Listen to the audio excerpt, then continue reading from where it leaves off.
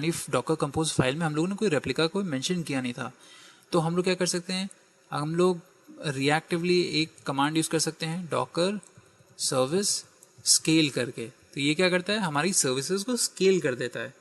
तो हम लोग सर्विस का जो नाम है उसको पकड़ेंगे और फिर हम लोग मेंशन करेंगे कि हम लोग को कितने रेप्लिकास चाहिए इसके। तो मैं इसको इक्वल टू साइन कर दूंगा और 3 लिख दूंगा।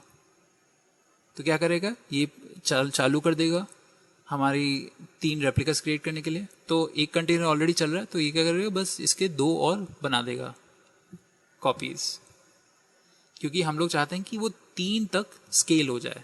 तो स्केल्ड अप टू 3, तो 3 रेप्लिकास होंगे। तो अगर हम लोग डॉकर सर्विस पीएस फिर से करें और इस सर्विस का नाम लें, तो आप देख सकते हैं कि तीनों के सर्विस को हम लोगों ने स्केल कर दिया है और सर्विस के अब 3 कंटेनर्स चल रहे हैं। और कंटेनर्स हम लोग देख सकते हैं कि वो प्रॉपर्ली बैलेंस हो गए हैं। एक 172 पे है, एक 224 पे है और एक 165 पे भी है। तो अगर हम लोग यहाँ पे 172 पे आएँ तो यहाँ पे डॉकर पीएस करें तो देखेंगे कि यहाँ पे एक कंटेनर चालू हो गया है। हम लोग सिमिलरली जाके हम लोग जो हमारी डीबी है उसको भी स्केल कर सकते हैं। तो मैं वर्डप्रेस को की जगह डीबी लिख दूंगा और फिर एंटर दबा दूंगा। तो आप देख सकते हैं कि वो फिर से प्रिपेयर करना चालू कर दिया उसने बस 3 रेप्लिकास क्रिएट करेगा इसकी। तो अब हम लोग डॉकर सर्विस टीएस करें और डीबी का चेक करें अब। तो आप डीबी का देख सकते हैं वो भी चल रही है 165, 224 और 172 पे। तो अब हमारे हर नोड पे एक कॉपी चलना चाहिए। तो यहाँ एक माइस्क्वेल वर्डप्रेस यहाँ चल रहा है और एक यहाँ चल रहा है पेयर और एक पेयर यहाँ चल रहा है। ठीक है, ये हो गया हम लोग का स्केलिंग ऑप्शन। अब हम लोग एक और कमांड यूज़ करेंगे, वो बेसिकली हो गया ड्रेनिंग नोड। तो इससे क्या होता है, वो बेसिकली प्रिवेंट करता है कि कोई भी जो नोड है उसमें कोई नया टास्क ना आए। तो चलिए हम लोग अपने मैनेजर को जाके ड्रेन करेंगे। तो सबसे पहले मैं यहाँ पे नोड आईडी ले लेता हूँ। नोड आईडी हम लोग को चाहिए, तो ये एक डाउन है, इसको रिमूव कर देते हैं।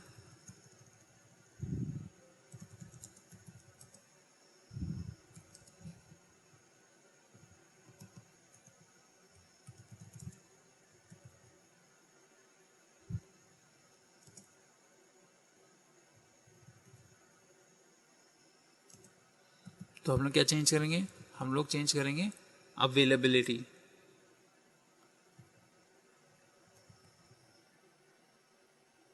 और हम लोग फिर लिखेंगे ड्रेन और फिर आईडी देंगे। तो हम लोग का मैनेजर का है 224 आईपी। तो मैं आईडी लेता हूँ, इसका पेस्ट करता हूँ और फिर एंटर दबाऊंगा। तो आप देखेंगे कि वो अपडेट हो गया। तो डॉकर नोड एलएस करके हम लोग देखेंगे कि जो अवेलेबिलिटी है वो ड्रेन हो गई है। तो चलिए डॉकर पीएस करते हैं। तो डॉकर पीएस करके देखेंगे कि यहाँ पे जितने भी टास्क थे वो अब शिफ्ट हो गए, वो डिवाइड हो गए बाकी दोनों पे, क्योंकि हम लोग ने इसको फ्री कर दिया है और लॉक कर दिया है। तो अगर आपको कोई मेंटेनेंस करने हो तो उसके लिए भी काफ़ी यूज़फुल है। अगर पर्टिकुलर कंटेनर को हम लोग को मेंटेन करना हो और उस पर कोई सर्विसेज नहीं चलने चाह रहे हो हम लोग, तो हम लोग ड्रेन कर सकते हैं उसको। तो ड्रेन करने पे सारी टास्क निकल जाते हैं। और अगर हम लोग डॉकर सर्विस पीएस करेंगे कोई भी सर्विस का, जैसे कि अगर मैं डीबी का पीएस करता हूँ, सर्विस पीएस आउटस्टैक अंडरस्कोर डीबी, तो आप देखेंगे कि एक वो फेल हो गया था और फिर उसने उसको फिर से स्टार्ट करके कहीं और चलाया और कहीं और उसने 165 पे चलाया। तो अगर हम लोग यहाँ पे फिर से डॉकर पीएस करें तब यहाँ पे चल रहे होंगे और तब उसने 3-3 को इन दोनों वर्कर्स पे डिवाइड कर दिया है। तो ये आप कर सकते हैं। अगर आप चाहें तो आप अपने सर्विसेज को नए नेटवर्क्स और नए वॉल्यूम्स के साथ भी अपडेट कर सकते हैं। तो उसके लिए आपको क्या लिखना होगा, बस आपको लिखना होगा डॉकर सर्विस अपडेट और नेटवर्क ऐड। आप नेटवर्क का नाम डाल दें, अगर आपके नेटवर्क का नाम ये है, और आपके सर्विस का नाम फिर तो अगर आप चाहें तो वो आपके सर्विस को बैटमैन नेटवर्क के साथ अपडेट कर देगा, पर हम लोगों ने कोई बैटमैन वाला सर्विस बनाया नेटवर्क बनाया नहीं, तो वो अभी इसने अपडेट नहीं किया है। और आप सिमिलरली जाके वॉल्यूम के साथ भी अपडेट कर सकते हैं, सिमिलर सिंटैक्स है उसका, बस नेटवर्क ऐड उसका हटाना है।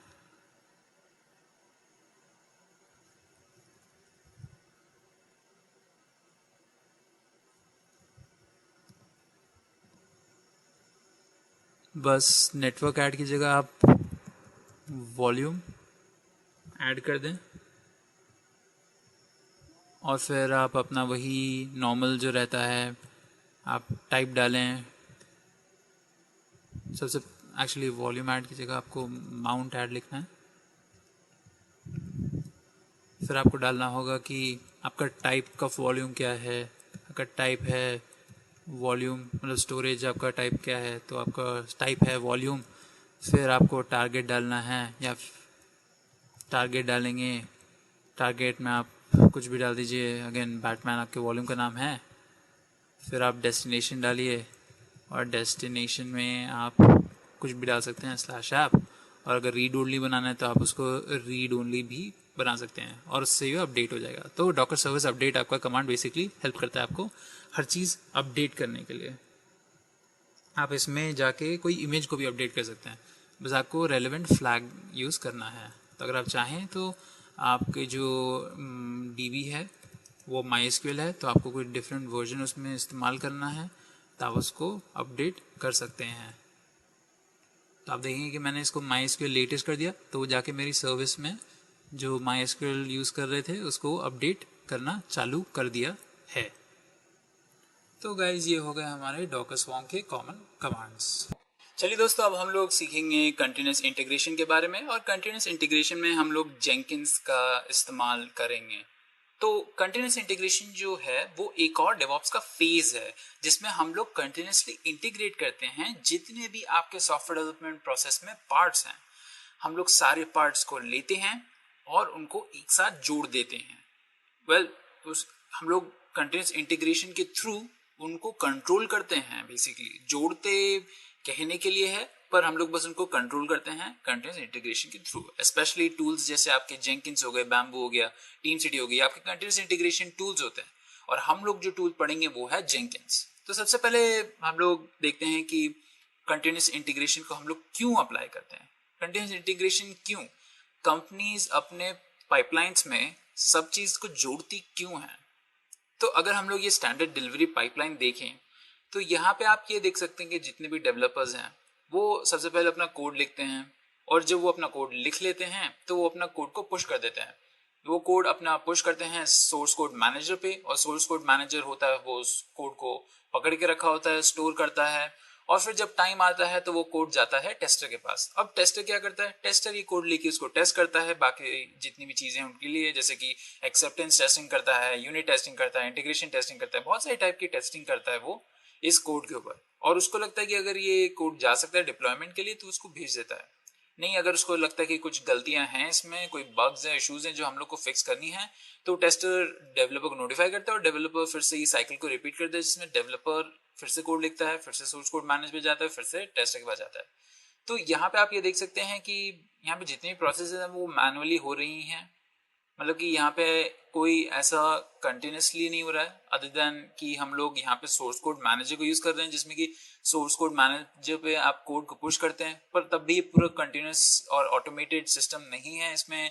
आप लोग इसमें ये लोग मैनुअली पुश करते हैं कोड को, मैनुअली पुल करते हैं, मैनुअली टेस्ट करते हैं, मैनुअली डिप्लॉय करते हैं। तो हर चीज जो हो रही है वो मैनुअली हो रही है। और जब आपका मैनुअल हर चीज होती है तो इसमें बहुत सारे चांसेस होते हैं एरर्स आने के। एरर्स इसलिए आते हैं क्योंकि हम ह्यूमंस हैं, हम लोग एरर्स करते ही हैं हमेशा। कभी कभी कोई गलतियां हो जाती हैं, कभी कभी मन से एक बात उठ गई तो हम लोग ने उसको मिस कर दिया डिप्लॉयमेंट के टाइम या फिर टेस्टिंग के टाइम। तो ऐसे बहुत सारे टाइम्स हम लोग के पास गलतियां हो जाती हैं।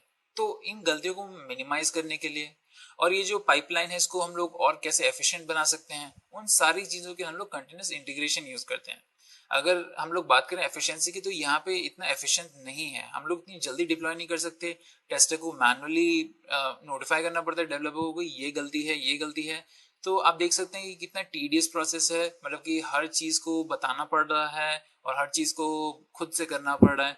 अब इसको हम लोग कैसे इम्प्रूव कर सकते हैं? हम लोग यहाँ पे ऑटोमेशन ला सकते हैं कि डेवलपर जैसे ही कोड को पुश करे सोर्स कोड मैनेजर पे, वो ऑटोमेटिकली डिटेक्ट हो जाए, और जैसे वो ऑटोमेटिकली डिटेक्ट हो जाता है तो टेस्टर उसको निकाल ले, ऑटोमेटिकली उसके सिस्टम पे ही चले जाए, और सिस्टम को टेस्टर को खुद टेस्ट स्क्रिप्ट्स को नहीं रन करना चाहिए, वो ऑटोमेटिकली रन हो जानी चाहिए कोड के ऊपर, और फिर वो अगर सारे कोड पास हो गए तो वो ऑटोमेटिकली डिप्लॉय हो जानी चाहिए। तो ये सारी चीजें हम लोग कर सकते हैं अगर हम लोग कंटिन्यूस इंटीग्रेशन का इस्तेमाल करें। कि अगर हम लोग जेंकिंस की बात करें, जेंकिंस जो टूल है, अगर इसको इस्तेमाल करें कंटिन्यूस इंटीग्रेशन के लिए, तो हम लोग खूब सारे ऑटोमेशन पार्ट्स इसमें डाल सकते हैं। जैसे कि कोड जो पुश होता है वो सोर्स कोड मैनेजर पे जाता है, और सोर्स कोड मैनेजर पे फिर वो डिटेक्ट होता है कि नया कोड आया है, और फिर वो नया कोड जाता है, वो बिल्ड होता है, और फिर वो ऑटोमेटिकली बिल्ड होने के बाद वो टेस्टिंग के लिए जाता है, फिर ऑटोमेटिकली उसके टेस्ट उसके ऊपर रन होते हैं, और फिर अगर ऑटोमेटिकली टेस्ट रन हो गए तो वो जाता है स्टेजिंग में, और फिर थोड़े दिनों बाद या फिर थोड़े समय बाद वो जाके डिप्लॉय हो जाता है। तो ये पूरा ऑटोमेटेड हो गया, इसमें कोई भी ह्यूमन इन्वॉल्वमेंट नहीं है, और ह्यूमन इन्वॉल्वमेंट कम करना ही बेस्ट रहता है। ह्यूमंस का जॉब ये होना चाहिए कि आप सब सेट कर दें और जो पाइपलाइन है वो अपने आप चलते रही। तो ये जो प्रोसेस है वो सारे फील्ड्स में होता है, सॉफ्टवेयर डेवलपमेंट में नहीं सिर्फ। अगर मैं प्रीवियस एग्जांपल लूं कि जो गाड़ियां बनती हैं उसमें आप छोटी छोटी चीजों को ऑटोमेट कर दें, वो बेटर रहेगा कि ह्यूमंस ना करें उनको, क्योंकि ह्यूमंस मिस्टेक कर सकते हैं। जो मशीन्स होते हैं वो सिंपल जॉब्स को काफी इजीली कर सकते हैं, समझने की उनको जरूरत नहीं पड़ती, वो आप उनको इजीली ट्रेन कर देते हैं। वैसे ही सॉफ्टवेयर डेवलपमेंट में भी आप छोटे छोटे स्क्रिप्ट्स लिख सकते हैं जिससे कि पूरा प्रोसेस ऑटोमेट हो जाए। और ये क्या क्या बेनिफिट्स लाता है हमारे में, जब भी आप कंटिन्यूस इंटीग्रेशन इंप्लीमेंट करते हैं तो बहुत सारे बेनिफिट्स आते हैं। जैसे तो ये तो हो गया कि ऑटोमेशन हो गया, और दूसरा बेनिफिट है कि नंबर ऑफ एरर्स हैं वो बहुत कम हो जाते हैं क्योंकि ह्यूमन इन्वॉल्वमेंट बहुत कम हो गई है। तो इससे आपका जो डिप्लॉयमेंट फेलियर रेट है वो भी बहुत कम हो जाता है, क्योंकि आपका डिप्लॉयमेंट ऑलरेडी स्पेकुलेटेड है कि अच्छे से डिप्लॉय हो जाएगा, तो यूजुअली कोई इशू नहीं होना चाहिए। अगर होता है तो उसके लिए हम लोग के पास डेवऑप्स इंजीनियर्स हैं। और फिर एक और एडवांटेज है कि ये पूरी की पूरी प्रोसेस सिक्योर हो जाती है, क्योंकि वो एक हाथ से दूसरे हाथ पे नहीं जा रही है, वो एक सिस्टम से दूसरे सिस्टम पे जा रही है। तो इसलिए खूब सारे सिक्योरिटी प्रोटोकॉल्स हैं वो भी एनेबल कर सकते हैं। उससे क्या होता है कि कोई अननेसेसरी एक्सेस नहीं होता है पूरे सिस्टम को, और अननेसेसरी एक्सेस नहीं होने से कोई अनऑथराइज्ड यूज नहीं हो सकता। तो उससे कोई हमारा जो एसेट्स हैं वो चुराए नहीं जा सकते, और उससे बहुत ही सिक्योर हम लोग लेयर फॉर्म कर सकते हैं पूरे अपने पाइपलाइन के ऊपर। तो ये एक और बेनिफिट हो गया। फिर दूसरा बेनिफिट है कि हम लोग को जब प्रोडक्ट निकल के आता है वो बहुत ही हाई क्वालिटी का होता है, क्योंकि हम लोग इतने कम एरर्स करते हैं और इतने सारे प्लगइन्स को एनेबल करते हैं पूरे सॉफ्टवेयर डेवलपमेंट पाइपलाइन में, कि हम लोग का जो एंड प्रोडक्ट निकल के आता है वो बहुत ही शानदार प्रोडक्ट निकल के आता है। और एक और बेनिफिट है कि आपका जो डिप्लॉयमेंट स्पीड है वो बहुत ज़्यादा बढ़ जाती है, क्योंकि ह्यूमंस को करना होता है तो बहुत टाइम लगता है, पर अगर आप पूरा ऑटोमेट कर दें स्क्रिप्ट्स के साथ बिल्ड जॉब्स यूज करके, तो वो जो डिप्लॉयमेंट आप करेंगे और जो एंड में आपका जो रिजल्ट आएगा वो काफ़ी जल्दी आ जाएगा। तो इससे आपका क्या होगा कि आपके एप्लीकेशन का अगर डाउन टाइम हो रहा है तो बहुत ही कम हो जाएगा, तो आपके एंड यूजर्स को पता नहीं चलेगा या फिर ज्यादा देर तक नहीं पता चलेगा कि कोई आपकी एप्लीकेशन डाउन है, क्योंकि आपने उसको बहुत जल्दी रिप्लेस कर दिया। आप उसी वर्जन के साथ रिप्लेस कर सकते हैं उसका बग रिजॉल्व करके, या फिर कोई पुराना वर्जन यूज कर सकते हैं उसको रिजॉल्व करके। तो ये हो गया आपका तरीका, और ये हो गया आपके बेनिफिट्स कंटिन्यूस इंटीग्रेशन के। तो इसलिए हम लोग कंटिन्यूस इंटीग्रेशन का इस्तेमाल करते हैं, और इसलिए हम लोग के लिए बहुत ही इंपॉर्टेंट रहता है उसको इम्प्लीमेंट करना कोई भी सॉफ्टवेयर डिलीवरी या सॉफ्टवेयर डेवलपमेंट पाइपलाइन के लिए। तो चलिए अब हम लोग पढ़ते हैं जो टूल्स यूज होते हैं कंटिन्यूस इंटीग्रेशन के लिए, क्योंकि कंटिन्यूस इंटीग्रेशन का जो फेज है वो कैसे इंप्लीमेंट करते हैं, वो हम लोग इंप्लीमेंट करते हैं खूब सारे टूल्स का इस्तेमाल करके। जैसे कि आपका जो मेन कंटिन्यूस इंटीग्रेशन टूल है वो है जेंकिंस, जिसके बारे में हम लोग पढ़ेंगे। पर आपके और भी अदर ऑल्टरनेटिव्स हैं, जैसे कि आपका बैम्बू हो गया, आपका सर्कल सीआई हो गया, आपका गिट लैब हो गया, आपका ट्रैविस सीआई, या फिर आपका टीम सिटी। तो बहुत सारे कंटिन्यूस इंटीग्रेशन टूल्स होते हैं जो हम लोग को हेल्प करते हैं हमारा ऑटोमेशन और कंटिन्यूस इंटीग्रेशन गोल को रीच करने के लिए। और हम लोग पढ़ेंगे जेंकिंस के बारे में। तो जेंकिंस क्या है? तो जेंकिंस जो है वो एक open source continuous integration tool है जो जावा में लिखा गया था। अब ये क्या करता है, ये हम लोग को बेसिकली अलाउ करता है हमारी जितनी भी प्रोसेसेस हैं सॉफ्टवेयर डेवलपमेंट के अंदर, उनको हम लोग ऑटोमेट कर पाए। और ये भी हम लोग को हेल्प करता है कि हम लोग का जो इन्वॉल्वमेंट हो वो सबसे कम कर दे, और वो इंटीग्रेट करता है बाकी सारे डेवलपमेंट प्रोसेसेस के। जैसे कि हमारे प्रोसेस में बहुत सारी चीजें, डेवलपमेंट हो गया, तो डेवलपमेंट में आप देख सकते हैं कि मतलब कि कोडर कोड लिखता है, वो सोर्स कोड मैनेज में स्टोर होता है, तो वो सारे पार्ट्स आप जोड़ सकते हैं अपने एक जेंकिन्स पाइपलाइन के अंदर। और आप जोड़ सकते हैं बाकी सारी चीजें, जैसे ऑर्केस्ट्रेशन आपके टूल्स हो गए उसका इस्तेमाल कर सकते हैं, आपके बिल्ड ऑटोमेशन टूल्स हो गए मेविन या एमएस बिल्ड, आप उनको भी लगा सकते हैं अपने पाइपलाइन में। फिर आपके आर्टिफैक्ट मैनेजर्स हो गए जैसे JFrog आर्टिफैक्ट्री, या फिर आपका कोई डेडिकेटेड सर्वर है जिसपे आप स्टोर करते हैं अपने बिल्ड्स, तो वो भी आप अटैच कर सकते हैं। फिर आपके जो टेस्टिंग एनवायरनमेंट हो गया जिसमें आप टेस्टिंग सर्वर को खड़ा करते हैं और अपने सॉफ्टवेयर को टेस्ट करते हैं, वो भी आप जोड़ते हैं पाइपलाइन से। और फिर एंड में जब आपको डिप्लॉय करना होता है आपका पूरा का पूरा सॉफ्टवेयर, तो उसको भी करने के लिए आप जेंकिन्स से जोड़ सकते हैं। और फिर एंड में अगर मॉनिटर करना हो तो वो भी हो सकता है। तो आप देख सकते हैं कि जेंकिन्स कितना पावरफुल है कि वो हर चीज को जोड़ सकता है एक साथ, और हम लोग को एक ही जगह से उसको पूरे प्रोसेस को मैनेज करने को मिल जाएगा। तो आपको अगर कहीं पाइपलाइन के बारे में सुना है तो वो बेसिकली आप जेंकिन्स के अंदर यूज कर सकते हैं, क्योंकि जेंकिन्स हमारी हेल्प करता है ये पाइपलाइन क्रिएट करने में, इसको एनेबल करने में, इसको और इम्प्रूव करने में, और इसको और एफिशिएंट बनाने के लिए पूरे प्रोसेस को। तो ये हो गया आपका जेंकिन्स। अब जैसे मैंने आपको ऑलरेडी बताया जेंकिन्स के और भी ऑल्टरनेटिव्स हैं, जैसे कि बैम्बू हो गया, टीम सिटी हो गया, सर्कल CI, ट्रैविस CI, या फिर आपको गिटलैब। तो ये बहुत सारे टूल्स हैं जो सेम काम करते हैं, पर डिफरेंस क्या है इनका। तो जेंकिन्स है वो बहुत ही डिफरेंट है इन मामलों में, क्योंकि जेंकिन्स कई फ्री है और बहुत ही फ्लेक्सिबल है, और उसकी सपोर्टेबिलिटी क्रेजी अमेजिंग है। मतलब कि अगर आप कंपेयर करें टीम सिटी के साथ जेंकिन्स को, तो टीम सिटी पेड टूल है, बैम्बू भी आपका पेड टूल है, और बाकी सारे जो महंगे वाले हैं वो सब पेड ही हैं क्योंकि वो महंगे भी हैं। पर जेंकिन्स क्या है, वो फ्री है, और वो फ्री है तो बहुत सारे लोगों को अट्रैक्टिव लगता है। और एक और चीज कि वो ओपन सोर्स है, और वो बहुत सारे प्लगइन्स को सपोर्ट करता है। तो जेंकिन्स की जो सपोर्टेबिलिटी प्लगइन्स की, उसको कोई भी हरा नहीं सकता, कोई भी दूसरा टूल। जेंकिन्स के थाउजेंड्स ऑफ प्लगइन्स हैं जो आप यूज कर सकते हैं, और बाकी टूल्स इतना सपोर्ट नहीं करते हैं। तो जेंकिन्स इसलिए बहुत ही पॉपुलर है। तो आप देख सकते हैं जेंकिन्स का इंट्रोडक्शन अगर हम लोग वही स्टैंडर्ड डिलीवरी पाइपलाइन के साथ करें, तो जो कोड है वो स्टोर होता है सोर्स कोड मैनेजर में। उसके बाद जो पूरा का पूरा प्रोसेस है वो ऑटोमेटेड है, मतलब कि कोड ऑटोमेटिकली डिटेक्ट करता है जेंकिन्स, और फिर उसको क्लोन करता है, फिर उसको बाकी सारे एनवायरमेंट्स में डालता है, बिल्ड करता है, उसको टेस्ट करता है, और फिर उसको डिप्लॉय भी करने में मदद करता है जेंकिन्स हमारी। अगर हम लोग जेंकिन्स की हिस्ट्री के बारे में पढ़ें तो थोड़ा और अंडरस्टैंडिंग होगी कि वो कैसे काम करता है। तो जेंकिन्स जो था वो ओरिजिनली डेवलप हुआ था सन 2004 में। सन माइक्रो सिस्टम ने उसको डेवलप किया था एक दूसरे नाम के अंडर, जो था हडसन। तो सबसे पहले वो हडसन कहलाया जाता था, पर धीरे धीरे क्या हुआ कि उसकी जो पॉपुलैरिटी थी वो बढ़ती गई हडसन की, और वो फिर एक बहुत ही बढ़िया डेवलपमेंट टूल हो गया जो बहुत सारे लोग इस्तेमाल कर सकते थे। पर बाद में क्या हुआ कि जब सन माइक्रो सिस्टम्स को ऑरेकल ने खरीद लिया, तो उन्होंने डिसाइड किया कि हम लोग हडसन को पेड टूल की तरह रखेंगे, और उसका एक कम्युनिटी वर्जन बना देंगे, तो लोग ज्यादा कंप्लेन नहीं करेंगे, और फिर उनको कम्युनिटी के लिए भी एक टूल रहेगा एक जो फ्री है कम्प्लीटली।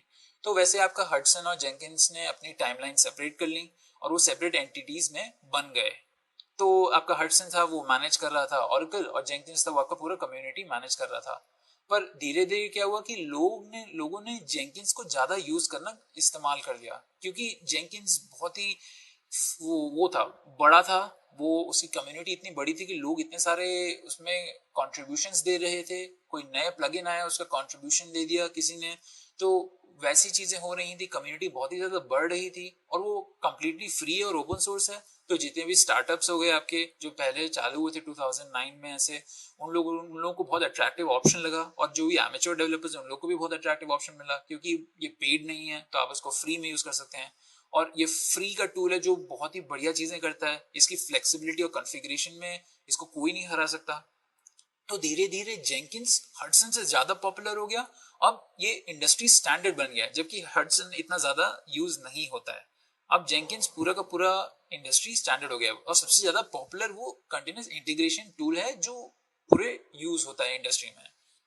अब हम लोग बेनिफिट्स देखते हैं जेंकिंस के थोड़ा और डिटेल में। तो जेंकिंस के क्या क्या बेनिफिट्स हैं? तो जेंकिंस एक ऑर्केस्ट्रेशन टूल हो गया, तो उसके जितने भी बेनिफिट्स होते हैं ऑर्केस्ट्रेशन टूल के, वो आप जेंकिंस के लिए भी मान सकते हैं कि वो हम लोग को ऑटोमेट करने में हेल्प करता है, हम लोग के डिप्लॉयमेंट और बिल्डिंग में एरर्स को बहुत रिड्यूस करता है, हम लोग को प्रोडक्ट जो प्रोड्यूस हो रहा है उसकी क्वालिटी बहुत अच्छे से बढ़ाता है, क्योंकि वो पूरी पाइपलाइन को एफिशिएंट कर देता है, सॉफ्टवेयर डेवलपमेंट प्रोसेस को एफिशिएंट कर देता है। तो वो आपके वो वही जो बेनिफिट्स हैं कंटिन्यूस इंटीग्रेशन के, वो आप जोड़ सकते हैं जेंकिंस के साथ। पर जेंकिंस के खुद भी बेनिफिट्स हैं जो हम लोग देख सकते हैं, जैसे कि सबसे पहला कि जेंकिंस जो है वो एक कम्युनिटी टूल है।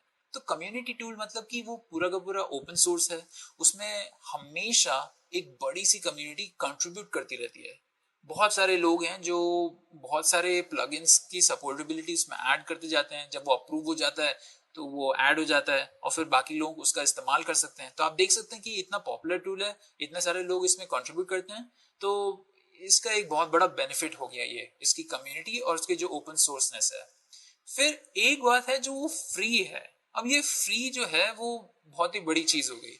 आप तो जानते ही हैं कि पैसे इतने इजीली लोग नहीं दे सकते हैं कोई भी चीज के लिए, स्पेशली अगर हम लोग बात कर रहे हैं कोई एक्सपेरिमेंटल चीज, जैसे आपका डेवॉप्स जो है वो आजकल तो काफी बढ़िया टेक्नोलॉजी हो गई है, काफी वेल अंडरस्टूड है, पर पहले लोगों को डर लगता था। तो अब ये फ्री थी तो इसमें एक्सपेरिमेंट करना इतना डिफिकल्ट नहीं था। और स्पेशली अब जब वो पूरा पूरा इंडस्ट्री स्टैंडर्ड हो गया डेवॉप्स, तो वो काफी पॉपुलर इसलिए भी है क्योंकि वो फ्री है। अब दूसरे बेनिफिट पे जाएं कि वो बहुत ही ज्यादा मॉडिफाइबल है, काफी अडेप्टेबल है, और उसका जो सपोर्टेबिलिटी है वो प्लगइन्स की वो बहुत ही ज्यादा अच्छी है।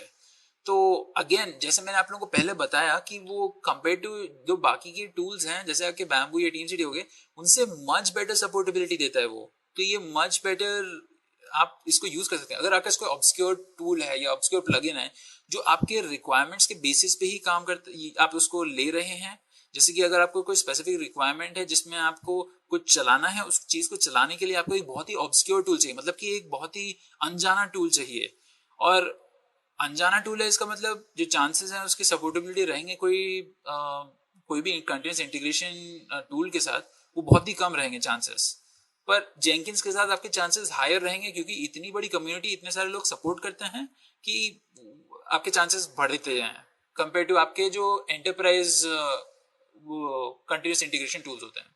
और फिर इसका लास्ट जो बेनिफिट है वो है कि वो कोई भी मेजर प्लेटफॉर्म पे चल सकता है कोई कंपैटिबिलिटी इश्यूज के बिना। सो अगर आप बहुत सारे डिफरेंट एनवायरनमेंट्स के थ्रू काम कर रहे हैं, मैक, विंडोज, लिनक्स, तो आपको ज्यादा परेशानी नहीं होगी, क्योंकि जेंकिंस इन सबके साथ सपोर्टेबिलिटी रखता है और वो जावा में लिखा गया है।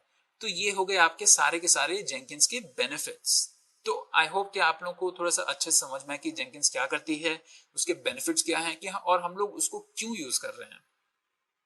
तो अगर मैं यहाँ पे एक थोड़ा सा और डिटेल पाइपलाइन आपको दिखाऊं जेंकिंस में कैसा रहेगा, तो आप देखेंगे कि जो डेवलपर है वो सबसे पहले अपना कोड लिखेगा और फिर इस कोड को भेजेगा सोर्स कोड मैनेजर पे, मतलब वो पुश करेगा सोर्स कोड मैनेजर तक, और फिर सोर्स कोड मैनेजर से ऑटोमेटिकली डिटेक्ट होके पुल हो जाएगा जेंकिंस के थ्रू।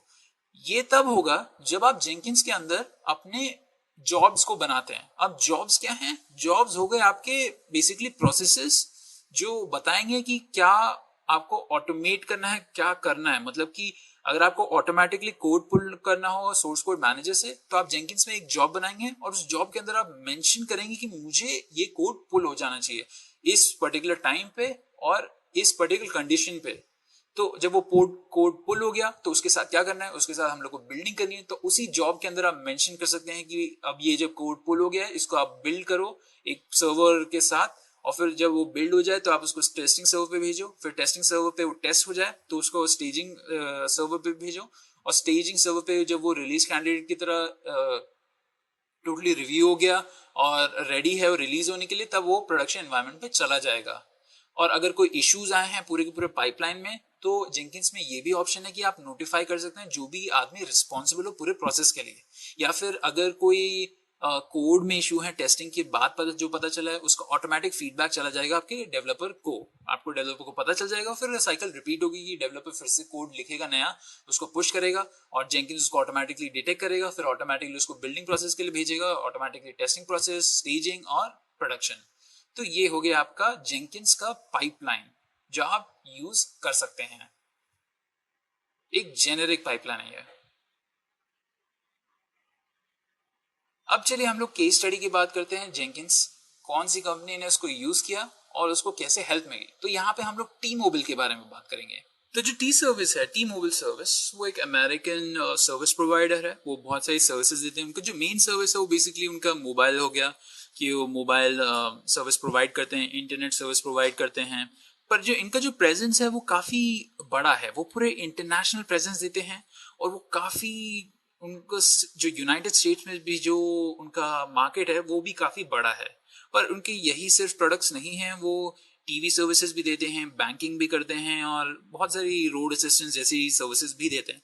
तो जब इतनी बड़ी कंपनी हो गई है और इतने सारे वो प्रोडक्ट्स हैंडल करते हैं, सर्विसेज हैंडल करते हैं, तो इस मामले में वो सॉफ्टवेयर को कैसे एनेबल करेंगे कि वो काफी एफिशिएंटली और ऑप्टिमाइज्ड होके डिलीवर हो रहा है, क्योंकि इन सारी चीजों में सॉफ्टवेयर कहीं ना कहीं यूज होता ही होता है। तो जेंकिंस ने, टी मोबाइल ने जेंकिंस का इस्तेमाल करना चालू कर दिया।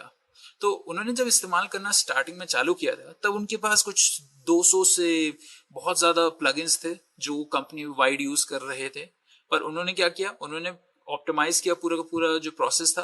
उसमें उन लोगों ने 200 से लेके सिर्फ 4 प्लगइन्स को इस्तेमाल यूज़ करना चालू किया। तो उससे उन्होंने पूरा का पूरा जो पाइपलाइन था उस पर लोड वो बहुत कम कर दिया।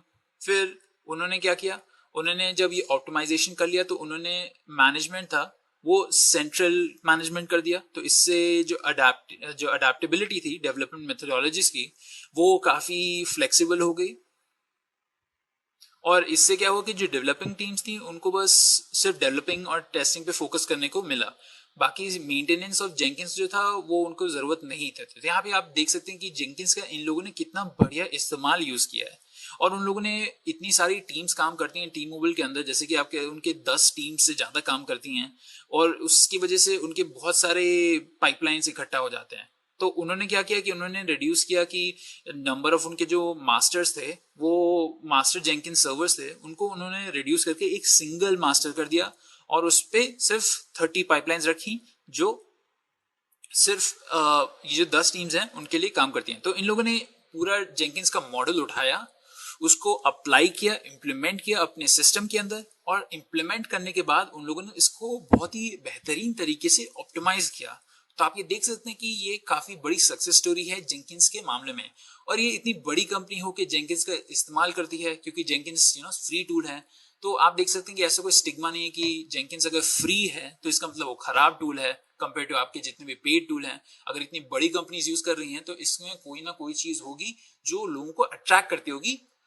बस उसके फ्री होने की बात नहीं है, वो बहुत ही बढ़िया टूल है। अब चलिए हम लोग जाके इंस्टॉलेशन करेंगे जेंकिंस का और सेटअप करेंगे लिनक्स के ऊपर। तो मैं क्या करूंगा, मैं यहाँ पे AWS पे जाके एक लिनक्स इंस्टेंस चालू करूंगा, जो मैंने यहाँ पे ऑलरेडी कर दिया। ये उबुंटू रहेगा, तो हम लोग उबुंटू पे सीखेंगे कि कैसे जेंकिंस को इंस्टॉल करते हैं और कैसे सेटअप करते हैं। तो मैं इसका IP एड्रेस ले लिया, मैं अपना SSH क्लाइंट को खोलूंगा और अपना IP डालूंगा और बाकी सारी मेरी सेटिंग्स ऑलरेडी कॉन्फ़िगर्ड हैं। फिर मैं ओपन क्लिक करूंगा तो ये लोड हो गया। मुझे लॉगिन करना है उबुंटू के साथ। ओके, तो हम लोगों ने अपनी इंस्टेंस या VM को चालू कर दिया है। तो अब हमारा नेक्स्ट स्टेप रहेगा, हम लोग को इस इंस्टेंस को अपडेट करना है। sudo apt, तो हम लोग apt पैकेज मैनेजर को अपडेट कर रहे हैं। बेसिकली उसमें जितनी भी रिपोजिटरीज हैं वो रिफ्रेश हो जाएंगी। और ये स्टेप करने के बाद हम लोग बेसिकली जाके जावा को इंस्टॉल करेंगे। तो जावा एक डिपेंडेंसी है जेंकिंस के लिए। तो जब भी आप जेंकिंस का इस्तेमाल कर रहे हैं अपने सिस्टम पे, तो ये देखिएगा कि आपके सिस्टम पे जावा इंस्टॉल्ड है कि नहीं। अगर नहीं है तो आप क्या कर सकते हैं, आप बेसिकली उसको इंस्टॉल कर सकते हैं ये कमांड के साथ, sudo apt install open jdk। तो हम लोग जावा डेवलपमेंट किट डाउनलोड कर रहे हैं और इंस्टॉल कर रहे हैं, वर्जन 8 JDK। तो ये है उसका कमांड, आपको क्लियरली दिखा देता हूँ, sudo apt install open jdk -8 -jdk। मैं एंटर दबाऊंगा तो मुझे पूछेगा do you want to continue, Y लिखूंगा, एंटर दबाऊंगा फिर से। ओके, तो अब हम लोगों ने जावा को इंस्टॉल कर लिया है, हम लोग चेकआउट कर सकते हैं कि इंस्टॉल है कि नहीं। अगर मैं जावा लिखूं यहाँ पे और हाइफन हाइफन वर्जन दूं,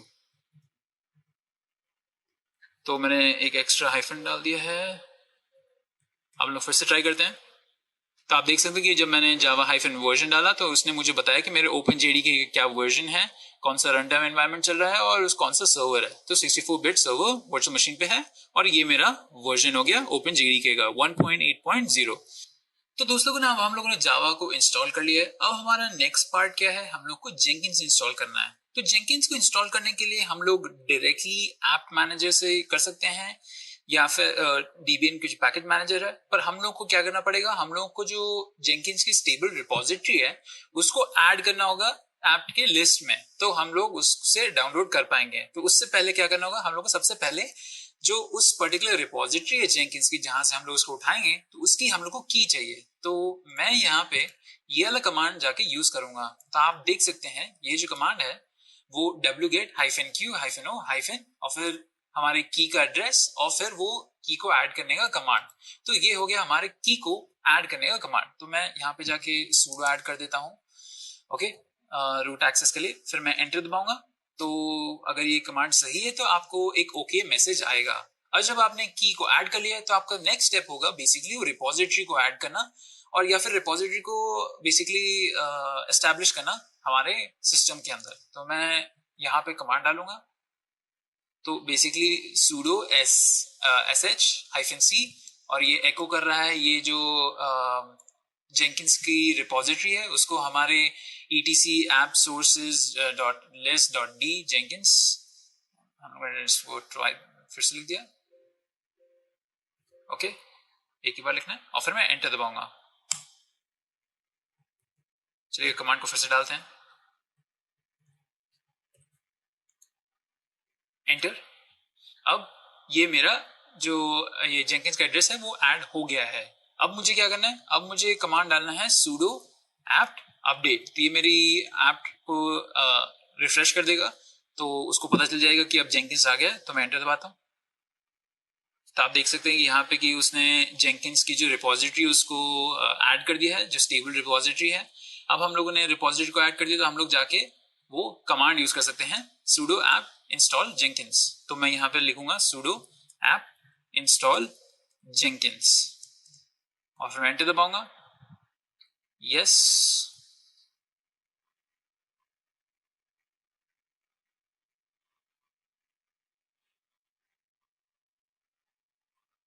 तो वो अब जेंकिन्स को इंस्टॉल करना चालू कर देगा। तो चलिए हम लोग का जेंकिन्स अब इंस्टॉल हो गया है। अब जेंकिन्स को एक्चुअल एक्सेस करने के लिए हम लोग कहाँ जाएंगे, तो उसको एक्सेस करने के लिए हम लोग बेसिकली क्या करते हैं, हम लोग जेंकिन्स को अपने ब्राउजर से एक्सेस करते हैं।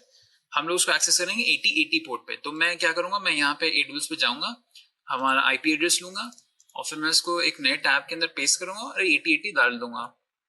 अगर मैं एंटर दबाता हूँ तो देखेंगे कि वो लोड कर रहा है, वो हमारा जेंकिन्स का साइन इन लोड कर रहा है। अब देखिए हमको क्या बताता है, तो बोलता है unlock Jenkins to ensure Jenkins securely set up by administrator, a password has been written into the log. इसका मतलब अगर हम लोग को जेंकिन्स सिक्योरली सेटअप करना है एक एडमिनिस्ट्रेटर के थ्रू तो हम लोग को एक पासवर्ड यूज करना पड़ेगा जो हम लोग को अपने सर्वर पे है। तो वो बताता है कि पासवर्ड कहाँ पे है। तो बेसिकली ये सिक्योरिटी वो है प्रोटोकॉल, तो उसमें आपसे पूछता है पासवर्ड के लिए। तो हम लोग यहाँ ये कॉपी करेंगे जो एड्रेस है //lib/jenkins/secrets और इनिशियल एडमिन पासवर्ड इसको कॉपी करेंगे, यहाँ सर्वर पे आएंगे और फिर कैट का कमांड का इस्तेमाल करेंगे। अब कैट क्या करता है, वो बेसिकली कोई भी टेक्स्ट फाइल उसको लिस्ट कर देता है आपके टर्मिनल पे। तो मैं एंटर दबाता हूँ तो हमको परमिशन डिनाइड कर रहा है क्योंकि हम लोग के पास रूट एक्सेस नहीं है। तो चलिए sudo करके करते हैं। फिर अब हम लोग को नंबर आ गया है तो इसने नंबर टर्मिनल पर डाल दिया कैट कमांड ने। अब इसको कॉपी करेंगे और एडमिनिस्ट्रेटर पासवर्ड में पेस्ट कर देंगे, फिर कंटिन्यू क्लिक करेंगे। तो इससे आपका इनिशियलाइजेशन सेटअप चालू हो जाता है, सेटअप विजार्ड। अब आपके पास दो ऑप्शन हैं, या तो आप इंस्टॉल सजेस्टेड प्लगइन कर सकते हैं या तो आप सिलेक्ट प्लगइन्स टू इंस्टॉल कर सकते हैं।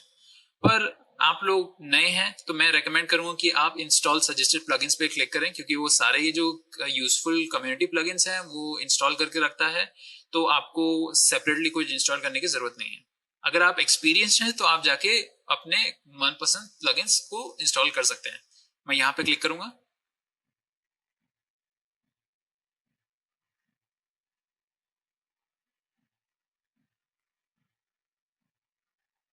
तो क्लिक करने के बाद आप देखेंगे कि वो गेटिंग स्टार्टेड प्रोसेस चालू हो गया है। उसमें वो सारे के सारे जो प्लगइन्स हैं और जो इम्पोर्टेंट पार्ट्स हैं जेंकिन्स के, वो उसको इंस्टॉल कर रहा है।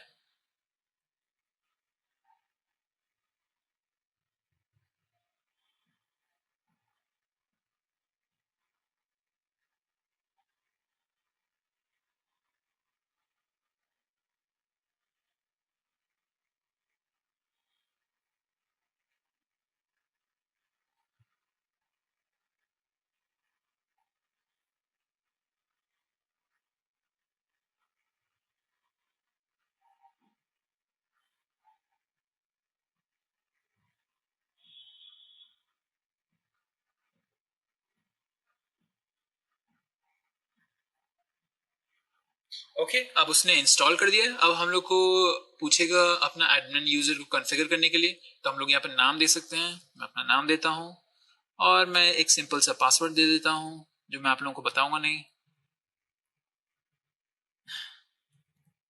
और फिर ओके, तो आप इसको पूरे प्रोसेस को स्किप भी कर सकते हैं अगर चाहें। मैंने डाल दिया अपनी डिटेल्स और मैं सेव एंड कंटिन्यू करूंगा। और जैसे ही मैं सेव एंड कंटिन्यू पे क्लिक करूंगा तो मुझे दिखाएगा कि ये मेरा जेंकिन्स का कॉन्फ़िगरेशन है, ये मेरा यूआरएल है। अगर हम लोग चेंज करना चाहें तो उसको यहाँ पे चेंज कर सकते हैं, पर अभी के लिए हम लोग छोड़ देते हैं। तो क्योंकि डिफॉल्ट वैल्यू हम लोग को चाहिए, और फिर सेव और फिनिश कर दूंगा मैं। तो हुर्रे, हम लोग का जेंकिन्स अब रेडी है, सेटअप भी कंप्लीट हो गया है। अब हम लोग जेंकिन्स को यूज करना चालू कर सकते हैं। तो आप देखेंगे खूब सारी चीजें अभी होम पेज पे, बहुत ही सारी चीजें यहाँ पे, जैसे कि आपका new item, people, build history, my view, lockable resources, new view, build queue, build executive status, welcome to Jenkins, बहुत सारी चीजें। तो हम लोग इनको एक एक करके देखते हैं। तो सबसे पहले मैं आप लोगों को बताऊंगा ये क्या है। तो यहाँ पे आप देख सकते हैं कि लिखा है वेलकम टू जेंकिन्स, और यहाँ पे ऑप्शन दिए क्रिएट एन एजेंट और configure an cloud to set up distributed builds. तो इसका मतलब क्या है कि अगर आपको अपना क्लाउड सेटअप करना है जेंकिन्स का, तो आप यहाँ पे कॉन्फ़िगर क्लाउड कर सकते हैं। या फिर अगर आपको कोई और एजेंट्स जोड़ने हो अपने जेंकिन्स मास्टर सर्वर के साथ, तो आप वो भी कर सकते हैं। और आप नया जॉब भी क्रिएट कर सकते हैं। तो जॉब हो गया जो मैंने आप लोगों को पहले बताया था, ये हम लोग को ऑटोमेट करने में हेल्प करता है। अगर मैं यहाँ पे क्लिक करूँ तो हम लोग को मल्टीपल ऑप्शंस मिलेंगे, और वो मल्टीपल ऑप्शंस हम लोग को एनेबल करेंगे अपने प्रोजेक्ट को चलाने के लिए। तो अगर मैं यहाँ फ्री स्टाइल प्रोजेक्ट को क्लिक करूँ और कुछ भी नाम दे दूँ, हेलो नाम दे दिया, और ओके करूँ, तो मैं आप लोग को अंदर दिखाऊंगा। तो आप लोग यहाँ पे देख सकते हैं बहुत सारी चीजें। जनरल हो गया, source code management, build triggers, build environment, build post build actions. तो खूब सारी डिटेल्स हैं जो हम लोग फिल कर सकते हैं अपने जॉब को ऑटोमेट करने के लिए। अपना गिट यूआरएल डाल देते हैं यहाँ पे। हम लोग यहाँ पे बहुत सारी चीजें जो कॉन्फ़िगर कर सकते हैं, इससे हम लोग पूरा ऑटोमेट कर सकते हैं अपना पूरा का पूरा जो सॉफ्टवेयर डेवलपमेंट प्रोसेस है। अब हम लोग के पास बहुत ही ज्यादा ऑप्शंस हैं। अगर मैं यहाँ पे लीव करूँ, आप लोगों को दिखाऊं कि बहुत ही ज्यादा दूसरे ऑप्शंस भी हैं। आप हम लोग बैक कर सकते हैं डैशबोर्ड पे, और हमारे डैशबोर्ड पे हम लोग देख सकते हैं कि एक नया बन गया है। तो यहाँ पे नॉट बिल्ड है, और बिल्ड स्टेटस इसका काफ़ी अच्छा है क्योंकि हम लोगों ने इसको बिल्ड ही नहीं किया, तो वो बता रहा अच्छा है। तो ये आपका दिखाने लग जाता है कितने बिल्ड्स हैं आपके डैशबोर्ड पे यहाँ पे। और फिर आप यहाँ से फिर से अगर नया एजेंट करना चाहें तो यहाँ पे कर सकते हैं, क्लिक ऑन। अगर आप न्यू आइटम पे क्लिक करें तो आपके सारी लिस्ट दिखा देगा। और अगर आप अपना यूजर ऑथेंटिकेशन उसको कॉन्फ़िगर करना चाहते हैं तो पीपल पे आप क्लिक कर सकते हैं। तो आप देख सकते हैं यहाँ न्यू आइटम में बहुत सारी चीजें, जैसे फ्री स्टाइल प्रोजेक्ट। अब फ्री स्टाइल प्रोजेक्ट में आप बेसिकली कोई भी टाइप का प्रोजेक्ट चला सकते हैं, और मैं इनके बारे में बाद में बात करूंगा जब हम लोग एक्चुअल में कर रहे होंगे। तो अभी मैं आपको पूरा दिखा देता हूँ, पूरे पूरे यूजर इंटरफेस और क्या क्या इसमें फीचर्स हैं। तो आप देख सकते हैं कि कौन कौन से यूजर्स हैं यहाँ पे राइट नाउ। तो वो सब दिखाएगा कौन से लोग एक्सेस कर रहे हैं, इंक्लूड्स ऑल नोन यूजर्स। और फिर आप लोग यहाँ से मैनेज जेंकिन्स कर सकते हैं, और एक बिल्ड हिस्ट्री है। तो बिल्ड हिस्ट्री में क्या करता है, वो बेसिकली आपके जितनी भी बिल्ड्स हुई हैं, आपके जॉब्स जो हैं वो बिल्ड होते हैं। तो वो जॉब में आपको सारी बिल्ड हिस्ट्री दिखा देगा, कौन कौन से जॉब्स कब हुए हैं, कितनी देर लगी, और उनका स्टेटस क्या है, वो सब आपको दिखता है। और मैनेज जेंकिन्स में आप सारे कॉन्फ़िगरेशन कर सकते हैं। तो बहुत सारे टाइप्स के मैनेज कॉन्फ़िगरेशंस हैं, आपके सिस्टम कॉन्फ़िगरेशंस, आपके सिक्योरिटी कॉन्फ़िगरेशंस, और यहाँ पे आपका स्टेटस इन्फॉर्मेशन है ट्रबल शूटिंग के लिए, टूल्स एंड एक्शंस के लिए। तो सिस्टम कॉन्फ़िगरेशन से बेसिकली आप कॉन्फ़िगर कर सकते हैं जैसे कि कौन कौन से आपके ग्लोबल पाथ्स रहेंगे और क्या क्या आप चाहेंगे एजेंट्स के आपके बारे में, या फिर आपके जो नॉर्मल सेटिंग्स हैं, आपके टूल कॉन्फ़िगरेशन मतलब कौन कौन से टूल्स आपने इंस्टॉल किए हैं, जैसे कि मेवन इंस्टॉल किया है, कौन सा वर्जन आपको यूज करना है, और कहाँ पे उसका डायरेक्टरी रहेगी, होम डायरेक्टरी। अगर आपके कोई प्लगइन्स हैं जैसे कि आपका कोई गिट का प्लगइन है या फिर AWS का कोई प्लगइन है, तो उसको कैसे आप डाउनलोड करेंगे और मैनेज करना है, मतलब रिमूव करना है या ऐड करना है। इसमें manage nodes and clouds. Manage nodes and clouds तब आते हैं जब आपके पास खूब सारे नोड्स होते हैं जिसपे आप जो सर्वर्स हो गए, मतलब क्या क्या आपके पास 5 सर्वर्स हैं, 5 पे जेंकिंस चल रहे हैं, तो वो जॉब कहाँ कहाँ डिवाइड होगा अगर आपने मेन मास्टर पे चलाया है। तो उसके बारे में बात करें जो हम लोग जेंकिंस आर्किटेक्चर की बात कर रहे हैं। सिक्योरिटी में आप कॉन्फ़िगर ग्लोबल सिक्योरिटी कर सकते हैं, आपके खूब सारे क्रेडेंशियल्स रहेंगे। अब आप बहुत सारे प्लगइन्स एंड टूल्स यूज कर रहे हैं, कुछ प्लगइन्स एंड टूल्स के लिए आपको सेपरेट ऑथेंटिकेशन चाहिए रहेगा, तो उसके लिए आपको सीक्रेट्स को मैनेज करना पड़ेगा। तो बेसिकली आपके क्रेडेंशियल्स हो गए, तो वो यहाँ पे क्रेडेंशियल्स को स्टोर करता है। आप कॉन्फ़िगर कर सकते हैं अपने क्रेडेंशियल प्रोवाइडर्स को, फिर आप अपने यूजर्स को यहाँ से डिलीट कर सकते हैं और रिमूव कर सकते हैं। और फिर सिस्टम इन्फॉर्मेशन, अगर आपको जेंकिंस को हेल्दी रखना है तो आपको इसको रेगुलरली मॉनिटर करना पड़ेगा, सिस्टम लॉग्स को देखना पड़ेगा और स्टैटिस्टिक्स को देखना पड़ेगा कितना लोड जा रहा है। और अगर ट्रबल शूटिंग के लिए करना हो तो ओल्ड डेटा आप चेकआउट कर सकते हैं, या फिर अगर आपको कोई मिसलेनियस चीजें देखनी है जैसे कि पूरा सर्वर को शट डाउन करना है या फिर आपको CLI यूज करना है तो आप वो यहाँ पे कर सकते हैं। ठीक है, तो ये हो गया हमारा पूरा का पूरा जेंकिंस। अब हम लोग चलते हैं, क्या करते हैं हम लोग इसमें मास्टर स्लेव आर्किटेक्चर के बारे में पढ़ेंगे। तो उससे आप लोग देख सकते हैं कि हम लोग कैसे सेटअप कर सकते हैं मास्टर स्लेव आर्किटेक्चर। तो जेंकिंस आर्किटेक्चर मतलब कि क्या हो गया, तो आर्किटेक्चर होता है कि एक लेआउट जहां पे आपके डिफरेंट पार्ट्स हैं वो एक दूसरे से कैसे इंटरेक्ट कर रहे हैं। तो जेंकिंस में हम लोग ऐसा मास्टर स्लेव आर्किटेक्चर फॉलो करते हैं, क्योंकि क्या होता है ना, कई बार बड़ी बड़ी कंपनीज में खूब सारे डेवलपमेंट टीम्स होती हैं और ये खूब सारी डेवलपमेंट टीम्स में खूब सारे लोग काम कर रहे होते हैं, वो खूब सारे प्रोजेक्ट्स पे काम कर रहे होते हैं। इन सारे प्रोजेक्ट्स को आप एक ही सर्वर पे नहीं रन कर सकते। हम लोग के पास अभी क्या है, हम लोग के पास सिर्फ एक ही सर्वर है। अगर हम लोग के पास 10 टीम्स हो और 10 टीम्स के पास कुछ 5-6 प्रोजेक्ट्स हो, मतलब कि 15-20 प्रोजेक्ट्स हों, तो उनको हम लोग सारे प्रोजेक्ट्स को एक ही सर्वर के ऊपर नहीं चला सकते, क्योंकि उसमें इतने रिसोर्सेज नहीं रहेंगे। और कई बार अगर कोई एक इशू है वो दूसरे इशू में स्पिल ओवर हो जाता है और वो हम लोग को नहीं चाहिए। तो हम लोग इसको मिटिगेट करने के लिए क्या करते हैं, हम लोग मास्टर स्लेव आर्किटेक्चर बनाते हैं जिसमें एक जेंकिंस मास्टर नोड रहेगा और बाकी के आपके स्लेव नोड्स रहेंगे। तो स्लेव नोड्स बेसिकली क्या करते हैं, वो आपके टास्क हैंडल करते हैं। मास्टर आपके टास्क लेता है, उसको डिवाइड कर देता है। अगर हम लोग के 5 बिल्ड जॉब्स हैं, 5 जॉब्स जिनको हम लोग को बिल्ड करना है, तो जेंकिंस मास्टर नोड उसको डिवाइड कर देगा अपने स्लेव्स के ऊपर, ये इस चीज के ऊपर कि वो फ्री हैं या फिर उनका रिसोर्स पूल इतना लार्ज इनफ है कि वो 2 बिल्ड्स को ले सकें या एक्स्ट्रा बिल्ड को ले सकें। तो उस बेसिस पे वो डिवाइड करता है टास्क, और ये जो स्लेव नोड्स हैं वो उन सबको जाके एग्जीक्यूट कर देते हैं। ठीक है, तो ये हो गया आपका मास्टर स्लेव आर्किटेक्चर। अब चलिए हम लोग जाके अपना खुद का मास्टर स्लेव आर्किटेक्चर बनाते हैं। तो उसके लिए क्या करना पड़ेगा, पहले हम लोग को मैनेज जेंकिंस में जाना पड़ेगा सबसे पहले, और फिर कॉन्फ़िगर ग्लोबल सिक्योरिटी में जाना होगा। तो कॉन्फ़िगर ग्लोबल सिक्योरिटी में आके आपको स्क्रॉल डाउन करना है नीचे, जब आपको एजेंट्स मिल जाए तब आप रुक जाइए। तो यहाँ पे क्या करना है, हम लोग को टीसीपी पोर्ट जो एजेंट्स के लिए इनबाउंड है उसको रैंडम कर देते हैं डिसेबल की जगह। तो इससे क्या होगा कि वो हम लोग एजेंट्स को एक्सेस कर पाएंगे, या फिर अगर आप चाहें तो उसको फिक्स पोर्ट भी कर सकते हैं, पर मैं यहाँ पर रैंडम कर दूंगा, मुझे साइन नहीं करना पड़ेगा। और फिर जाके आप सेव कर दीजिए। तो इससे हम लोग एजेंट्स को ऐड कर सकते हैं। एजेंट्स क्या हो गए, वो बेसिकली आपके स्लेव नोड्स हो गए। और जब आपने वो कर लिया है तो आप जाके मैनेज नोड्स एंड क्लाउड्स कर सकते हैं। तो मैं मैनेज नोड्स एंड क्लाउड्स पे सिलेक्ट करूंगा, तो मेरे को दिखाएगा मेरे लिस्ट ऑफ नोड्स कितने हैं। अभी मेरे पास सिर्फ एक ही नोड है, वो है मास्टर नोड जिसपे हम लोग चला रहे हैं, वो आपको आर्किटेक्चर देगा। तो हम लोग क्या करेंगे, हम लोग जाके अपना एक नोड ऐड करेंगे। तो उसके लिए आप यहाँ पे न्यू नोड पे क्लिक कीजिए लेफ्ट हैंड साइड पे, और यहाँ पे आपके नोड का नाम दे दीजिए। तो मैं अपने नोड का नाम दूंगा एजेंट 1, या फिर मैं स्लेव 1 भी लिख सकता हूँ। फिर हम लोग परमानेंट एजेंट पे सिलेक्ट करेंगे और फिर ओके पे सिलेक्ट करेंगे। और ये जब सिलेक्ट कर लेंगे तो हमसे कॉन्फ़िगरेशन डिटेल्स मांगेगा, मतलब कि आपका डिस्क्रिप्शन क्या है, तो आपका रिमोट रूट डायरेक्टरी क्या है, आपकी वर्किंग स्पेस क्या रहेगी, कस्टम वर्किंग डायरेक्टरी पाथ, वो सब। तो हम लोग यहाँ पे लिख देते हैं होम उबुंटू, और फिर मैं लेबल्स नहीं लिखूंगा यहाँ पे, अभी ज़रूरत नहीं है हमको। यहाँ पे मैं फिर से स्लैश जेंकिंस डाल देता हूँ, वह कस्टम वर्किंग डायरेक्टरी पाथ में भी डाल दूंगा, और बाकी सारी चीज़ें हम लोग डिफॉल्ट रखने देंगे। और फिर मैं सेव पे क्लिक करूंगा, तो ये दिखा रहा है हम लोग का एजेंट 1। मैं अगर एजेंट 1 पे क्लिक करूं तो ये हम लोग को दिखाएगा कि आप इसको लॉन्च कर सकते हैं। ये कमांड यूज करके आपके जो भी लिनक्स एजेंट रहेगा उस पर आप लॉन्च कर सकते हैं।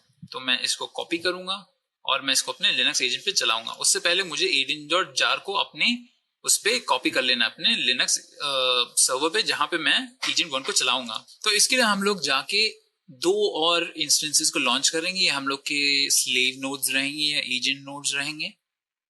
तो मैं वही उबुंटू सर्वर को यूज करूंगा, और आपकी जो फाइल है आपको उसको रखना है, पर ये आपके होस्ट सिस्टम में डाउनलोड है, तो हम लोग उसको कॉपी कैसे करेंगे तो उसका भी एक तरीका है, मैं आप लोगों को बताऊंगा। तो सबसे पहले मैं इंस्टेंस लॉन्च करता हूँ। तो ये मेरे हो गए एजेंट्स। सबसे पहले मैं इस वाले को नाम दूंगा जेंकिंस एजेंट 1, इसको नाम दूंगा मैं जेंकिंस एजेंट 2। ओके, अब हम लोग इन दोनों को लॉन्च करेंगे, और मैं इसको लॉन्च करूंगा।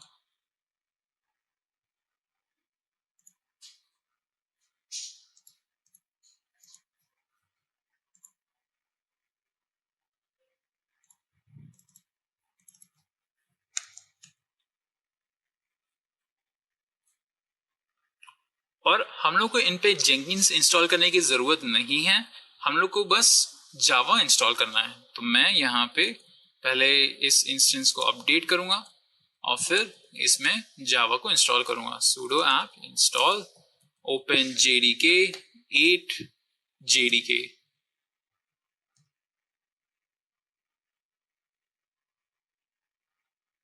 यस, तो आप लोग यहाँ पे देखेंगे कि जावा इंस्टॉल हो गया। अब मैं यही सेम चीज दूसरे एजेंट पे भी करूंगा।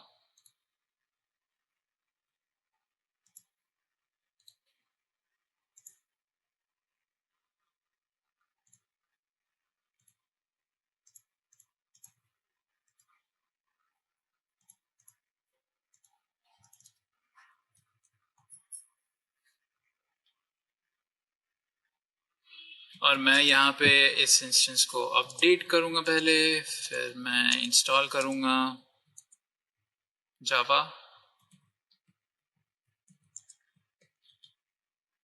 ओके, तो इसमें भी इंस्टॉल हो जाएगा, हम लोग को अभी देखने की जरूरत नहीं है। अब हम लोग क्या करेंगे, हम लोग ने ये agent.jar फाइल है उसको डाउनलोड कर दिया है। अब हम लोग को बस ये agent.jar को फाइल को ट्रांसफर करना है हमारे इंस्टेंस पे, बेसिकली जहाँ पे हम लोग का एजेंट 1 है, और फिर ये कमांड चलाना है।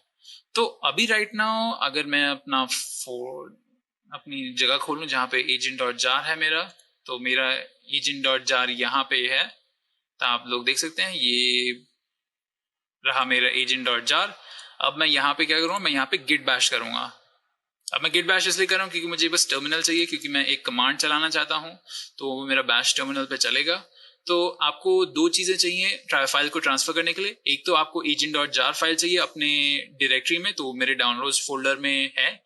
और दूसरा आपको आपकी की चाहिए, जो प्राइवेट की है, आपकी .pem फाइल जो है, जो आपने AWS से उठाई थी, वो चाहिए।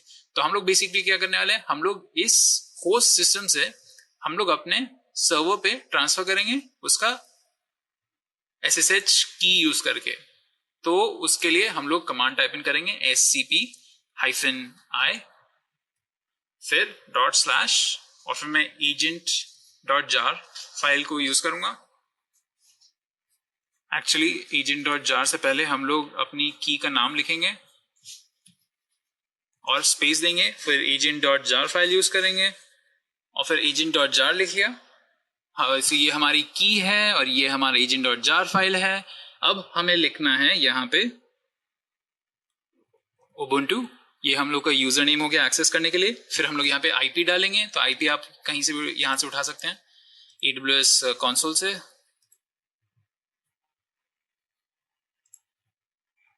मैं यहाँ पे पेस्ट करूंगा और फिर मैं कोलन डालूंगा, फिर मैं डायरेक्टरी डालूंगा जहां पे मुझे फाइल चाहिए।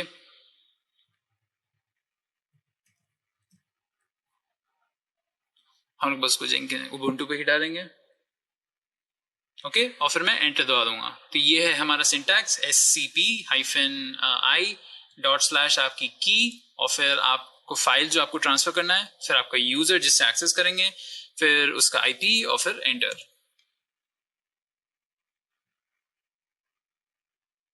यस।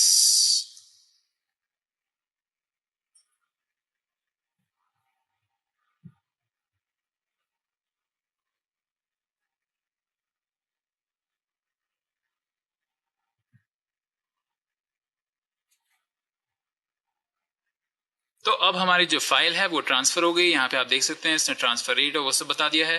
तो अगर मैं अपने एजेंट 1 पे जाऊं और फिर मैं ls करूं तो देखेंगे कि हमारी agent.jar फाइल जो है वो अब इस सिस्टम सर्वर पे आ गई है। अब बस हमको जाके ये जो कमांड है इसको कॉपी करना है और फिर यहाँ पे पेस्ट करना है, फिर एंटर करेंगे तो वो चालू हो जाएगी। तो अब देख सकते हैं कि कनेक्शन हो गया है। अगर मैं वापस आऊं और मैं नोड्स पे फिर से क्लिक करूं यहाँ पे, आप देखेंगे कि एजेंट 1 जो है वो कनेक्टेड हो गया है। अब वो बाकी सारी चीजों को कैलिब्रेट कर रहा है और फिर उसको यहाँ पे लिख देगा। तो आप देख सकते हैं इसने आर्किटेक्चर आइडेंटिफाई कर लिया है, clock difference, free disc space, वो सब उसने आइडेंटिफाई कर लिया। अब हम लोग नोड 2 एजेंट 2 बनाएंगे। तो मैं यहाँ पे एजेंट 2 लिखूंगा, कॉपी फ्रॉम एग्जिस्टिंग कर देते हैं तो वो सारी डिटेल्स कॉपी कर लेगा हमारे एजेंट 1 से। ओके लिखता हूँ। तो बस थोड़ा चेक करेंगे, हाँ हाँ हाँ सब ठीक है। अब बस सेव पे क्लिक करते हैं। इसके लिए भी हम लोग सेम agent.jar फाइल यूज करेंगे। तो हम लोग यहाँ पे आएंगे, इसका आईपी पकड़ेंगे एजेंट 2 का, कॉपी करेंगे और फिर सेम कमांड यूज करेंगे, scp-i live session keys agent.jar file को कॉपी करके भेजना है। और फिर मैं यहाँ पे नया आईपी एड्रेस डाल देता हूँ, बस वही चेंज करेंगे और फिर एंटर दबा देते हैं। यस।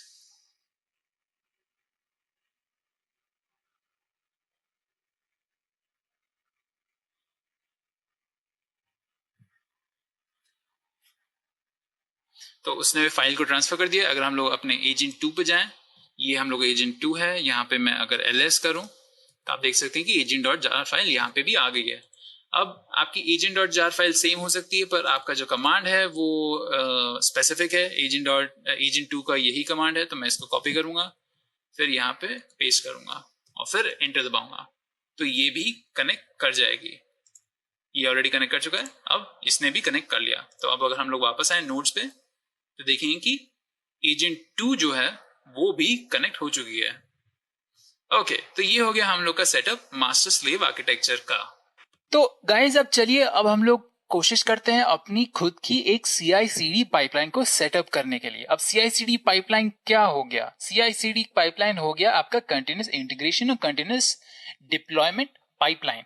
तो जब भी आप सॉफ्टवेयर में सॉफ्टवेयर डेवलपमेंट पाइपलाइन इनिशिएट करते हैं या बनाते हैं तो वो बेसिकली आपकी CI/CD पाइपलाइन हो गई। अगर आप CI/CD को इंप्लीमेंट कर रहे हैं, वो है आपका कंटिन्यूस इंटीग्रेशन और कंटिन्यूस डिप्लॉयमेंट को अगर आप इंप्लीमेंट कर रहे हैं डेवॉप्स की मदद से, तब आपकी होती है वो CI/CD पाइपलाइन। तो अब बात करते हैं कि CI/CD पाइपलाइन में क्या होता है। तो अगर मैं यहाँ पे देखूं तो हम लोग का एक स्टेज 1 हो गया, फिर उसमें एक नंबर ऑफ स्टेप्स हैं, स्टेज 2 है, फिर आपके उसमें n नंबर ऑफ स्टेप्स हैं, स्टेज 3 है, उसमें n नंबर ऑफ स्टेप्स हैं, फिर ऐसे आपके n स्टेजेस हैं डिपेंडिंग ऑन आपके कितने रिक्वायरमेंट्स हैं, आप क्या क्या करना चाहते हैं अपने सॉफ्टवेयर के साथ कि वो अच्छी क्वालिटी का हो, और फिर उसमें भी n स्टेप्स रहेंगे। तो जो स्टेज है वो बेसिकली एक बड़ी ब्लॉक ऑफ यूनिट है जो रिप्रेजेंट करता है एक स्टेज को सॉफ्टवेयर में। आपके सॉफ्टवेयर डेवलपमेंट प्रोसेस में खूब सारे स्टेजेस रहेंगे, मतलब आपका डेवलपमेंट स्टेज रहेगा, आपका बिल्डिंग स्टेज रहेगा, आपका टेस्टिंग स्टेज रहेगा, आपका स्टेजिंग स्टेज रहेगा और आपका डिप्लॉयमेंट स्टेज रहेगा। तो ऐसे बहुत सारे स्टेजेस रहेंगे और उन स्टेजेस के अंदर आप खूब सारे स्टेप्स को एग्जीक्यूट करेंगे। तो ये जो स्टेप्स हैं वो बेसिकली डिफाइंड टास्क होते हैं जो स्टेजेस के अंदर एग्जीक्यूट होते हैं। आपके स्पेसिफिक स्टेजेस के अंदर स्पेसिफिक टास्क एग्जीक्यूट होंगे।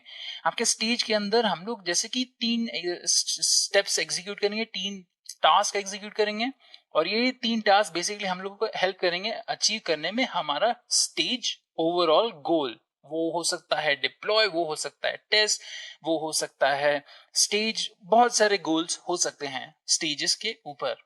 अब आप ये जेंकिंस में कैसे अचीव करेंगे? तो जेंकिंस में इसको अचीव करने के लिए हम लोग इस्तेमाल करते हैं जेंकिंस फाइल का। अब जेंकिंस फाइल आपकी थोड़ी डॉकर फाइल की तरह होगी कि वो एक कॉन्फ़िगरेशन स्क्रिप्ट है जिसमें आप डिटेल्स डालते हैं, उससे आपका एक ऑब्जेक्ट चलता है। तो जेंकिंस फाइल के साथ आप क्या करते हैं, आप अपनी स्क्रिप्ट लिखते हैं और वो स्क्रिप्ट के साथ आप कॉन्फ़िगर कर सकते हैं जेंकिंस पाइपलाइन को।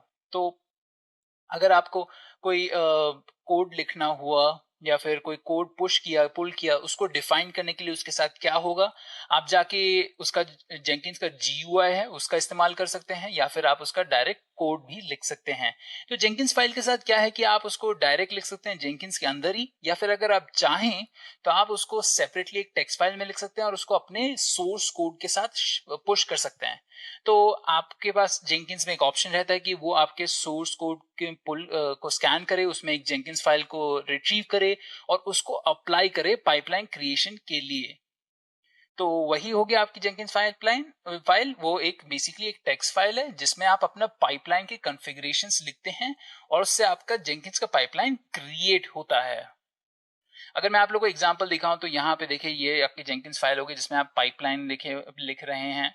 तो ये जो फॉर्मेट यूज हो रहा है यहाँ पे, ये हो रहा है बेसिकली ग्रूवी लैंग्वेज यूज हो रही है इसको लिखने के लिए। तो पाइपलाइन में आप देख सकते हैं कि पाइपलाइन ब्रेसेस, फिर स्टेजेस, स्टेजेस के अंदर खूब सारे स्टेजेस हैं। एक बिल्ड स्टेज हो गया, एक टेस्ट स्टेज हो गया, डिप्लॉय स्टेज हो गया और उन स्टेजेस के अंदर आपके स्टेप्स हैं। तो आप स्टेप्स में देख सकते हैं कि यहाँ पे एक स्टेप है, अगर दूसरा स्टेप होना चाहिए तो वहां पे भी लिख सकते थे, तीसरा स्टेप, चौथा स्टेप, आप ये सब लिख सकते हैं। तो आप यहाँ पे देख सकते हैं कि ये हो गई आपके जेंकिन्स फाइल का एग्जाम्पल। तो गाइज अब हम लोग जाके इंप्लीमेंट करने की कोशिश करेंगे अपनी खुद की पाइपलाइन। उससे पहले हम लोग कोशिश करते हैं एक फ्री स्टाइल जॉब को एग्जीक्यूट करने की। तो मैं आया हूं मेरे जेंकिन्स डैशबोर्ड पे। अब हम लोग न्यू आइटम पे क्लिक करेंगे। जब आप न्यू आइटम पे क्लिक करते हैं तो आपके पास बहुत सारे डिफरेंट टाइप ऑफ प्रोजेक्ट्स का ऑप्शन मिलता है। तो एक तो फ्री स्टाइल प्रोजेक्ट हो गया। ये क्या कहता है, ये आपका जेंकिन्स का सेंट्रल फीचर है। इसके साथ अपना प्रोजेक्ट बना सकते हैं, कोई भी एससीएम या सोर्स कोड मैनेजमेंट को कोई भी बिल्ड सिस्टम के साथ लगा सकते हैं, उसको चालू कर सकते हैं।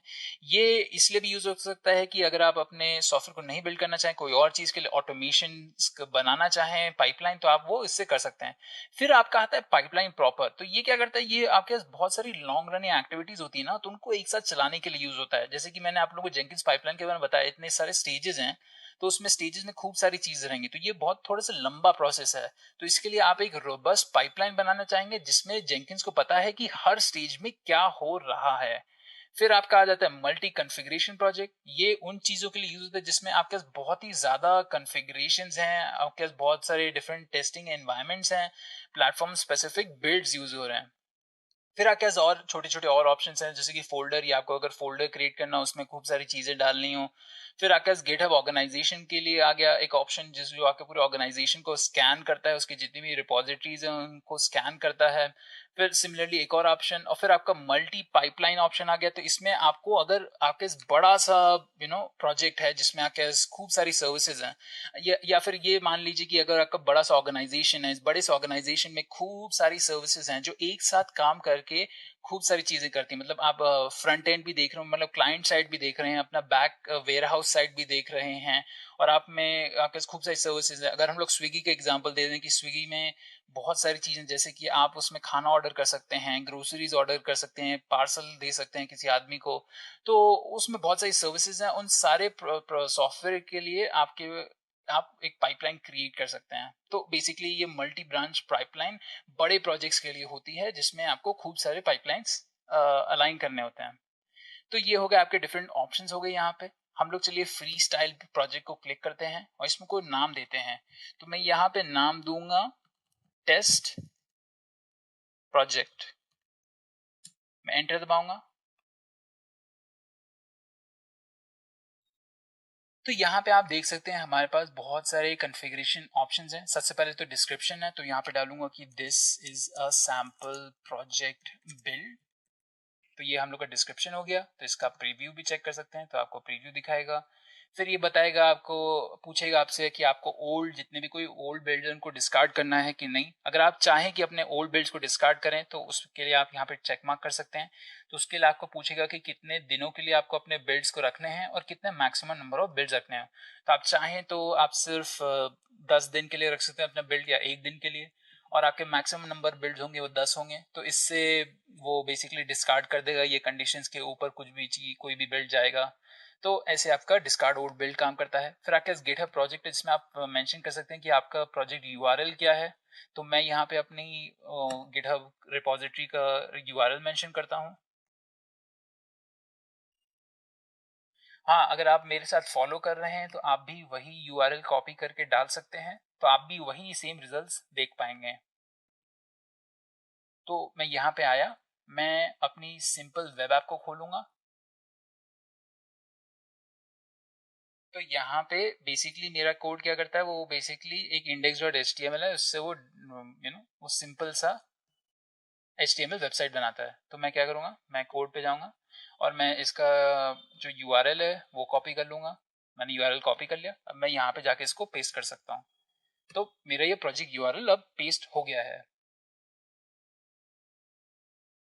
और आपके पास और ऑप्शंस हैं। अगर ये बिल्ड में अगर आप रिसोर्सेज लॉक कर दें, अगर ज़रूरत से ज़्यादा रिसोर्सेज ना देना हो तो आप वो कर सकते हैं। और फिर आप इस प्रोजेक्ट में अगर और पैरामीटर्स डालना चाहें, कोई स्पेशल क्रेडेंशियल्स, या फिर आपको कोई बूलियन पैरामीटर्स डालना हो, या पासवर्ड पैरामीटर या रन पैरामीटर, तो वो भी डाल सकते हैं। अगर आप चाहें कि आपके बिल्ड्स के बीच में थोड़ा सा टाइम हो तो आप थ्रॉटल कर सकते हैं बिल्ड्स को।